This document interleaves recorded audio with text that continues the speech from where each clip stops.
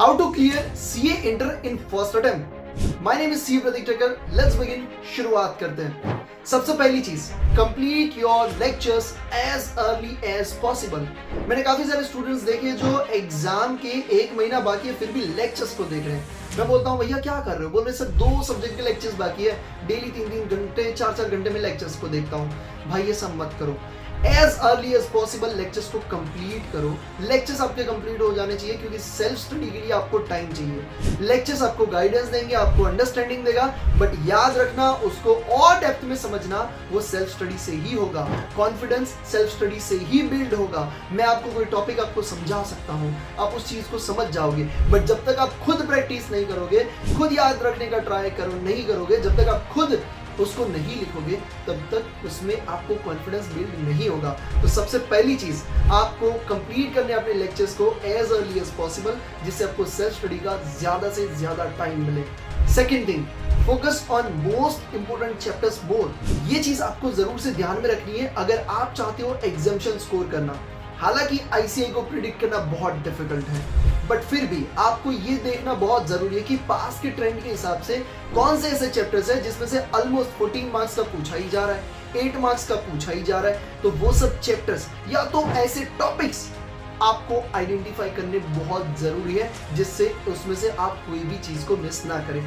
कई बार ऐसा मैंने देखा है कि सीए फाउंडेशन, इंटर या फाइनल के स्टूडेंट मेरे पास आते हैं और मुझे बताते हैं कि भैया मैंने ना ये टॉपिक को छोड़ दिया है, चलेगा? मैं बोलता हूँ मेरे भाई तुमने पास पेपर नहीं देखे क्या? इसमें से कंफर्म 10 मार्क्स का पूछा जाता है, तुम कैसे इसको छोड़ सकते हो? तो ये चीजें आपको ध्यान में रखनी बहुत जरूरी है. बट काफी सारे स्टूडेंट मुझे पूछते हैं, इंटर के स्टूडेंट हैं तो काफी सारे पूछते हैं कि भैया कौन से ऐसे टॉपिक्स हैं, कौन से ऐसे चैप्टर्स हैं. भाई ये हर एग्जाम के लिए चेंज हो जाते हैं. तो आप जिस भी एग्जाम के लिए प्रिपेयर कर रहे हो, जो भी आपका अटेम्प्ट है, आप टेलीग्राम चैनल की लिंक आपको कमेंट डिस्क्रिप्शन बॉक्स में मिल जाएगी. उस लिंक पे क्लिक करिए एंड उसे अब भी ज्वाइन कर लीजिए. हर एग्जाम के लिए important topics, important chapters, paper pattern, paper will be hard और इजी, सारी चीजें मैं अपने टेलीग्राम पे शेयर करता हूं. अगर आपने अभी तक ज्वाइन नहीं किया तो क्या कर रहे हो मेरे भाई, उसे जरूर से ज्वाइन कर लीजिए. If you want to clear your CA inter in a first attempt then this is the most important tip and that is writing practice. काफी सारे स्टूडेंट्स को मैंने देखा है कि जो बस पढ़ते जाते हैं. अरे भाई तुम प्रैक्टिकल सब्जेक्ट को भी पढ़ लेते हो, उसको भी तुम ऑडिट बना देते हो, क्या बात है भाई.